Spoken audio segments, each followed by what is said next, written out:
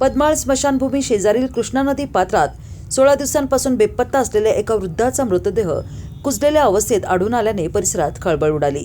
मृत व्यक्तीचे नाव धोंडीराम दत्तू पाटील, वय 85, राहणार कवटेपिरान असे आहे। कवटेपिरानचे 85 वर्षीय वृद्ध धोंडीराम पाटील हे 16 दिवसांपासून बेपत्ता झाल्याची नोंद सांगली ग्रामीण पोलीस ठाण्यात करण्यात आली होती। पद्माळ स्मशानभूमी शेजारील कृष्णा नदी पात्रात स्थानिक नागरिकांना एकाचा मृतदेह दिसून आला। त्यांनी तात्काळ स्पेशल रेस्क्यू फोर्स आपत्कालीन पथकाला याची माहिती दिली। माहिती मिळताच सांगली ग्रामीण पोलीस आणि SRFचे पथक घटनास्थळी दाखल झाले। कमांडर कैलास वडर, महेश गव्हाणे, इर्शाद कवठेकर, सागर जाधव, आमिर नदाब आणि स्वप्नील जाधव यांनी अथक प्रयत्न करून नदी पात्रातील तो कुजलेल्या अवस्थेतील मृतदेह बाहेर काढला।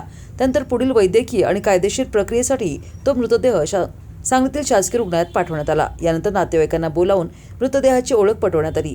आवश्यक पंचनामा आणि इतर कायदेशीर प्रक्रिया पूर्ण झाल्यानंतर मृतदेह नातेवाईकांच्या ताब्यात देण्यात आला।